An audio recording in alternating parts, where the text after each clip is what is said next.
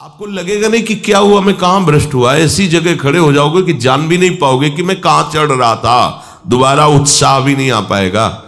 अभी बच्चा ना तो लोक को जानता है, ना परलोक को जानता है, ना हित को जानता है, ना अहित को जानता है। अभी उसका ब्रह्मचर्य किसी काम लायक नहीं हुआ और वो उतर गया व्यभिचार में। क्या होगा उसका जीवन? अगर आप वाणी में संयम में रहते हैं ना, वो और भजन करते हैं और सत्य बोलते हैं, तो आप जो बोलेंगे वही होगा। श्रवणेंद्री से गंदी बातें सुने, वाणी से गंदी बातें बोले, रसेंद्री से गंदा भोजन करें और सोचे ब्रह्मचर्य रह जाएंगे, तो बिल्कुल नहीं, कदापि नहीं। ब्रह्मचर्य कोई खिलवाड़ नहीं है। अब जो इस मार्ग पर, अध्यात्म मार्ग पर, आनंद मार्ग पर चलना चाहते हैं, तो उनको एक इंद्रिय के संयम के लिए पांचों इंद्रियों पर संयम करना होगा। ज्ञान इंद्रियों पर एक बात सुधारने के लिए ब्रह्मचर्य का रक्षा तभी वो उपासक कर सकता है जब सर्वतोभावेन ब्रह्मचर्य होगा। एक जनेन्द्रीय के ही ब्रह्मचर्य की पुष्टता का जब आप लक्ष्य कर लोगे, तो उसकी पुष्टता के लिए आपको सर्वतोभावेन ब्रह्मचर्य धारण करना पड़ेगा। सर्वतोभावेन नेत्र का ब्रह्मचर्य, जो नेत्र किसी को भी देखकर भोग कामना कर लेते हैं, भोग बुद्धि से देखते हैं वस्तु को, व्यक्ति को, किसी को भी, ये नेत्र से व्यभिचार हो रहा है। इसीलिए सावधान रहना चाहिए।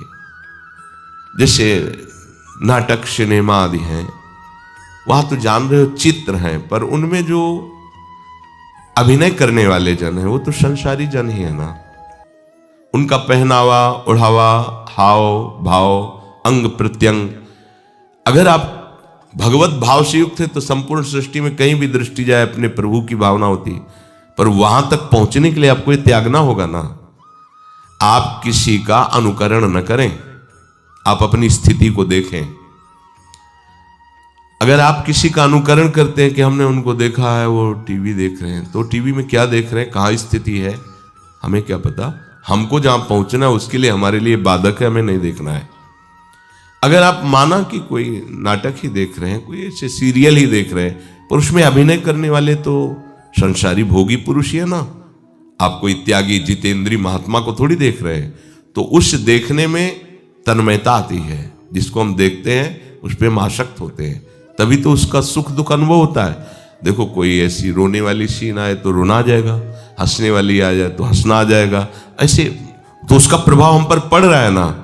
तो हम किसी के अभिनय करने वाले के अंग प्रत्यंग को देख रहे हैं और वो कामुक होकर कोई काम चेष्टा कर रहा है या कोई ऐसा, वो सारा का सारा मन कवर कर रहा है आपका, और एकांत होते ही फिर जो मन अपना मनमानी करवाएगा, आप नहीं सह पाएंगे।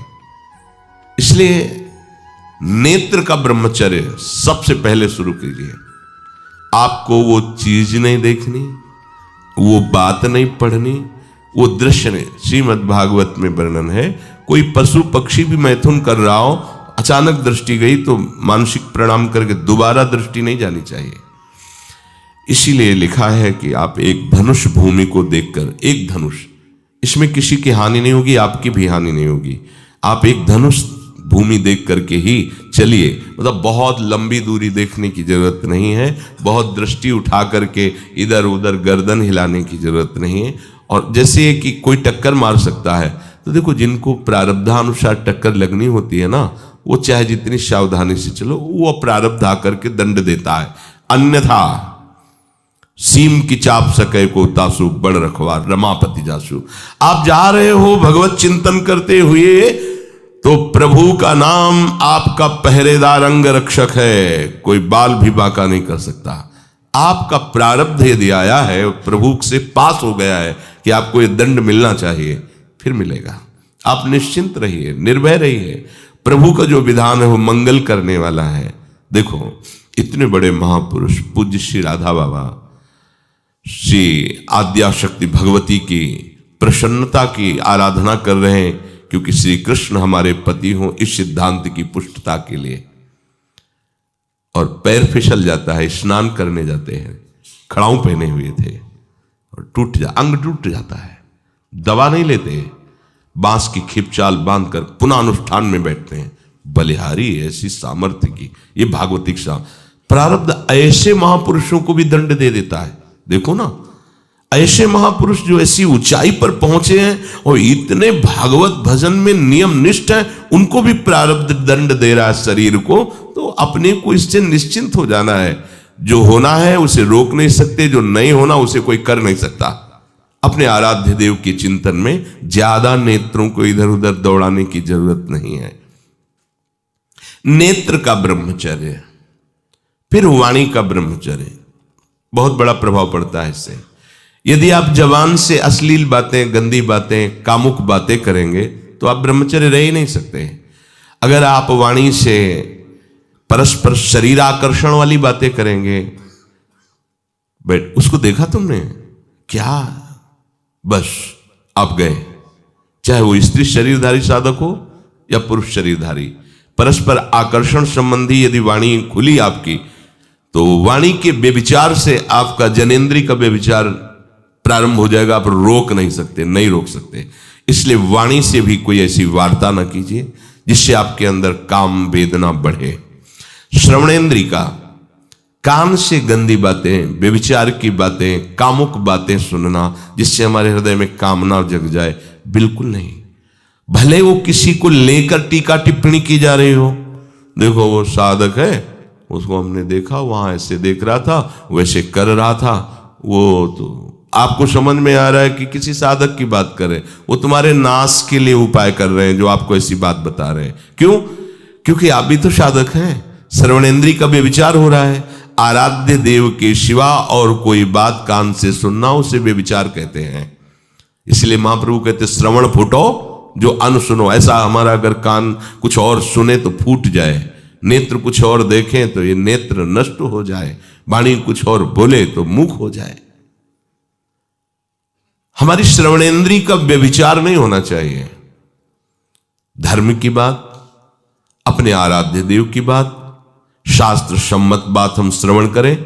अन्यथा अगर कोई ऐसा मित्र है या हमारा साथ में रहने वाला है, कोई किसी भी साधक की को लेकर बात कर रहा है, तो भी हमें कान में उंगली डाले नहीं।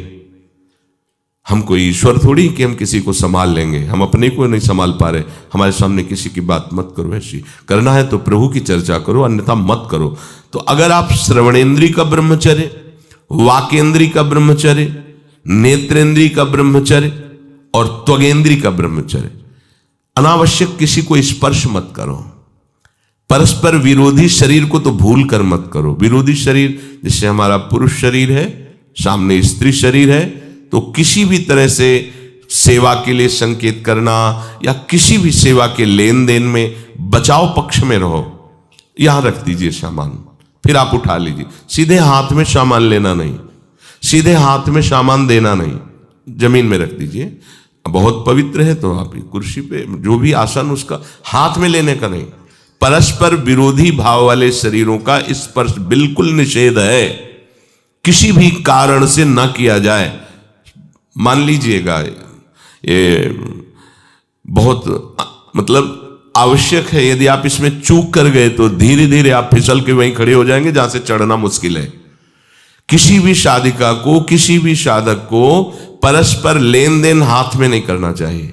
मानो हमारी बात, आपको माला देनी, चौकी पे विराजमान करो, हम उठा लेंगे। हमें कोई सामग्री, ये सामान रखिए, आप उठा लीजिएगा।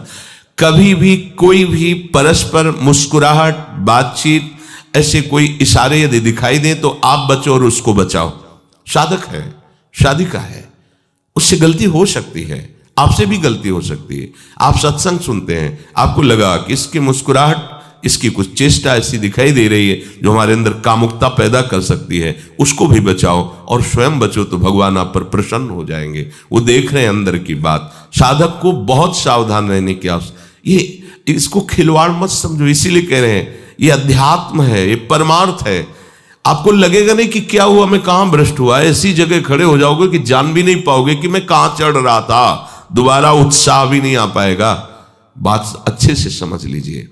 तो हमारी त्वगेंद्री का व्यभिचार ना होने पावे, सहसा किसी का इस पर किसी की भी अगर सेवा करने का सौभाग्य मिले, फिर उसमें ये प्रश्न नहीं उठता। अगर कोई गिरा पड़ा है, भला ऐसी स्थिति में कि मुझे अत्यंत आवश्यक है उसे उठाना, अगर नहीं उठाते तो वो कष्ट पा रहा, अचानक कोई गिर जाए, फिर हम ये नहीं देखेंगे, फिर ये हम सूत्र नहीं स्वीकार करेंगे कि अब हम तो ब्रह्मचारी हैं, अब हम खड़े खड़े देख, नहीं, उसको अत्यंत आवश्यकता है हमारी। अब उस समय हम भूल गए अपने आप को और उसको उठा करके अगर हमें अस्पताल ले जाना, अस्पताल ले जाएंगे, जरूरत है हम उसकी सेवा करेंगे। सावधान, वो भगवत भाव से की हुई सेवा तुम्हारे अंदर आध्यात्मिक शक्ति पैदा करेगी, काम भावना नहीं पैदा करेगी। हमारी मां बीमार हो और हमें उसे पता चला कि शौच कर दिया है, हमें शौचाना पड़े, हमें उसका मल धोना पड़े, तो क्या हमें काम जागृत हो जाएगा? क्या मेरी मां है। हमारी बुद्धि कभी ऐसी नहीं होगी। आपका पिता है और आप लड़की हो, कोई दूसरा रह नहीं गया और वो बीमार है, आपको ऐसी क्या काम जागृत हो जाएगा? क्या अगर ऐसी सेवा में काम जागृत होता तो कोई नर्स ही अस्पताल में नहीं होती। हर सेवा उसको करनी होती है, नर्स को, चाहे वो स्त्री शरीर हो चाहे पुरुष शरीर हो, परस्पर विरोधी शरीरों की सेवा, पर कहीं काम थोड़ी जागृत होता है, क्योंकि उसको अपने सेवा धर्म से मतलब है। तो ये सेवा के समय इस सूत्र को न देखा जाए, पर ध्यान रखें, अत्यंत आवश्यक जहां आपके सिवा नहीं हो सकता, वहां अगर हमें ऐसा अवसर मिलता है कि सेवा उसे हो सकती है तो हम पहले उसे प्रेरित करेंगे। और अगर ऐसा है कि अब कोई नहीं है, फिर हमारा परम धर्म जागृत हो जाता है परहित का। अगर हमारा कोई निंदा भी करे, कोई शरीर की भी हानि हो जाए, अब हम परवाह नहीं करते। परहित सरिस धर्म नहीं भाई, इससे बड़ा कोई धर्म नहीं है। पर ध्यान रखें, भगवान को साक्षी करके ये उस समय की बात है जहां बिल्कुल कोई अब गुंजाइश नहीं रह गई है। त्वगेंद्री को ऐसे सहसा किसी आप पुरुष शरीरधारी पुरुष को भी सहसा, इससे आप में शक्ति जागृत होगी। यदि आप वाणी को मौन रखते हैं और भगवान नाम जप करते हैं और सत्य बोलते हैं, तो आप जब कभी जो कुछ भी बोलेंगे वैसा ही सत्य होगा। गांधारी जी ने कोई तप नहीं किया था, जब सुना कि मेरा ब्याह धृतराष्ट्र से हो रहा है जो बाह्य नेत्र रहित हैं, उसी समय पट्टी बांध ली कि जब मेरा पति संसार को नहीं देख सकता तो मैं भी संसार को नहीं देखूं, जब मेरा पति मेरे रूप को नहीं देख सकता तो मैं भी किसी के रूप को नहीं देख, पट्टी बांध ली थी। जब महाभारत का युद्ध चल रहा था, बड़े बड़े वीरों को मार गिराया जा रहा था, गांधारी ने दुर्योधन से कहा, सुन, मुझे पता है कि भीम की गदा को तो झेल नहीं पाएगा, क्योंकि सबसे बड़ी बात भगवान का वरद हस्त उनके ऊपर है। दूसरी बात, वो पवन पुत्र है, वो जब अपने आवेश में आ जाएगा तो तेरी सामर्थ्य नहीं कि उसकी गदा के प्रहार को तू सह सके, पर मैं तुझे शक्ति प्रदान करूंगी। मैं एक पतिव्रता हूं, आज तक कभी पति का वरण करने के बाद कुछ देखा नहीं है। मैं अपने नेत्रों की पट्टी खोलूंगी, तू नग्न होकर मेरे सामने आ जाना।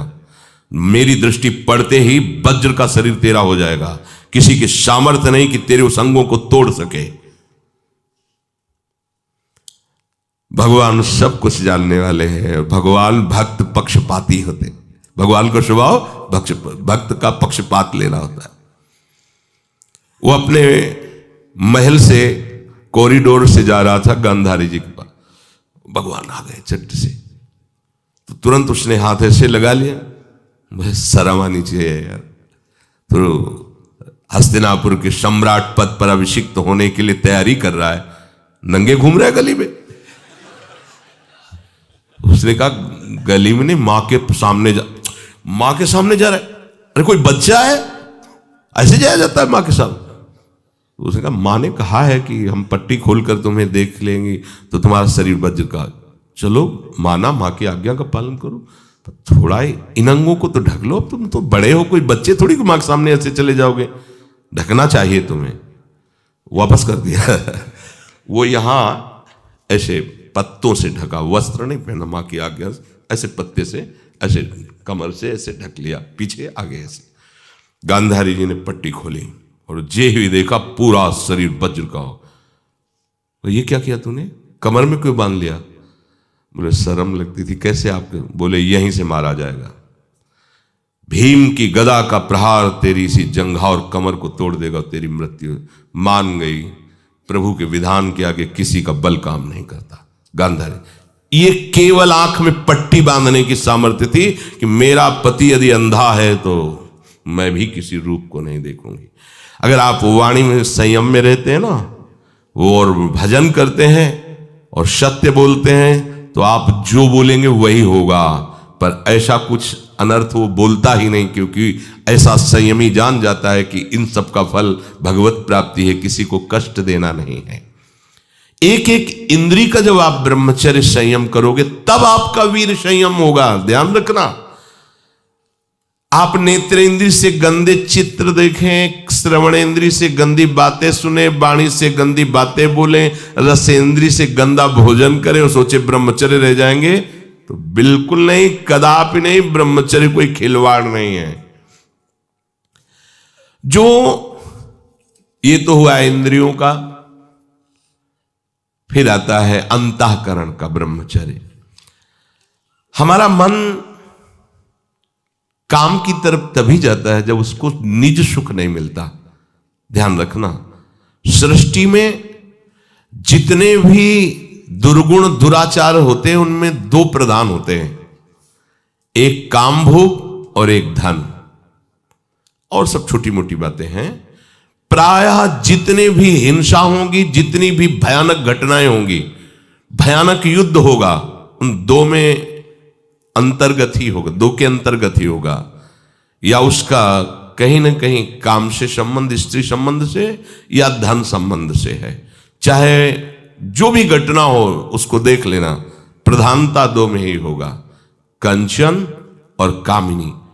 कीर्ति में कीर्तिवान तो कोई कोई बिरले ही होते हैं, तो वो तो बहुत आगे की बातें हैं। पर प्रायः जितने भी युद्ध हैं, जितनी भी हिंसा है, जितना भी भयानक कुकृत्य है, इन दो में ही होता है।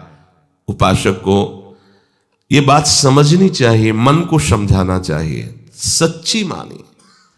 मतलब वाणी में शब्द नहीं होता इन बातों को बताने का, यदि कहीं मन को समझाना चाहिए। देखो, अपने लोग उपासक हैं, हम जहां जहां आसक्त हो रहे हैं उसमें हमारे मन का केवल भ्रम है। शरीर के द्वारों में कहीं सुख है, घृणित द्वारों में कहीं सुख है। अगर सुख होता तो इनके भोगने के बाद हृदय कह देता कि अब कछुनाथ न चाहिए मोरे, शांत हो जाता।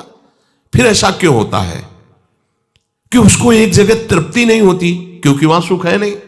फिर सोचता है शायद उसमें हो, उसमें हो, उसमें हो। पूरे के पूरे युग के युग व्यतीत हो गए, कल्प के कल्प व्यतीत हो गए भोगते हुए, क्या सुख मिला? क्या स्त्री शरीर सोचता है पुरुष शरीर में सुख है, पुरुष शरीर सोचता है स्त्री शरीर में सुख है, या आदि आदि। अगर सुख होता तो पूरे ब्रह्मांड में पशु पक्षी कीड़ा मकोड़ा सब मैथुन धर्म से युक्त है, ये सब सुखी हो जाते हैं ना। जो जितना भोगा सकते उतना ही दुखी, देख लो, अशांत, क्लिष्ट, परेशान और पापाचरण युक्त। ये क्या है? मन को समझाइए। वैरागी भगवत मार्ग का पथिक मन के द्वारा ऑपरेशन करता है हर वस्तु का। ये सब, इसको ऐसा ना समझे कि बड़ी गुप्त बातें हैं। गुप्त बातें हैं प्रिया प्रीतम के दिव्य चिदानंदमय रहस्य की, ये गुप्त बातें नहीं, इनको समझो खोल करके। यदि आप किसी भी तरह से हस्तमैथुन आदि के द्वारा, गंदे दृश्य देख करके, गंदी क्रियाओं के द्वारा आप अपना नाश करते रहेंगे, तो ना आप इस लोक में सुखी रहेंगे ना परलोक में। मान लीजिएगा, ये बातें ना तो कही जाती हैं और ना सुनी जाती हैं और ना समझी जाती हैं। इसीलिए हमारा बहुत ही आगे की पीढ़ी जो सनातन धर्मावलंबी, जो भागवत, हर देश से महान भारत देश को क्यों कहा गया? ऐसा भी है कि अन्य देश स्वीकार किया जाता है कि वो हमसे धनी है, स्वीकार किया जाता है कि वैज्ञानिक तत्वों में भी वो हमसे आगे हैं, पर भारत को महान धर्मशाली देश कहा गया है। कोई भी किसी भी देश का धर्म गुरु हो, हमारे देश में आएगा और हमारी ऋषियों के सूत्रों से ही अपने धर्म को पुष्ट करेगा। सांप का मूल जड़ भारत धर्म का है। कहीं भी हो, कहीं भी देख लो, चाहे जिस देश का नाम लो, कहीं ना कहीं किसी भारत के ब्रह्म ऋषि की छाप लेकर के डोल रहा है। भारत भोग प्रधान देश नहीं है, भारत धर्म प्रधान देश है। यहां धर्म गुरुओं के द्वारा धर्म स्थापना करके चलाया जाता है। यहां आज जो हम समझ रहे हैं कि बाहरी परिपाटी हमारे भारत में आ जाए तो भारत आधुनिक और सर्वश्रेष्ठ देश माना जाएगा, कभी नहीं। भारत अपनी परिपाटी से चलता है, तब सब देशों के ऊपर राज्य करता है। किसी भी देश में न पतिव्रता मिलेगी न यति मिलेगा, ब्रह्मचर्य का कहीं नामो निशान नहीं मिलेगा, ये भारत देश में ही मिलेगा। यहां ब्रह्मचारी मिलेंगे, यहां सती मिलेंगे, यहां प्राणपण से धर्म का पालन करने वाले मिलेंगे। अब हमारे जो नई पीढ़ी है वो आधुनिकता को स्वीकार कर रहेगी। गर्लफ्रेंड, बॉयफ्रेंड, कौन सा रिलेशन है, लिव इन रिलेशन, ये हमारे कहीं किसी भी धर्म ग्रंथ में लिखा हो तो आप बता दीजिए। बाल्यावस्था से आज तक जितने भी धर्म ग्रंथों का स्वाध्याय हुआ, कहीं भी लिखा हो तो ये बोलो सर्वनाश का स्वरूप है कि नहीं है। अभी बच्चा ना तो लोक को जानता है, ना परलोक को जानता है, ना हित को जानता है, ना अहित को जानता है। अभी उसका ब्रह्मचर्य किसी काम लायक नहीं हुआ और वो उतर गया व्यभिचार में, क्या होगा उसका जीवन।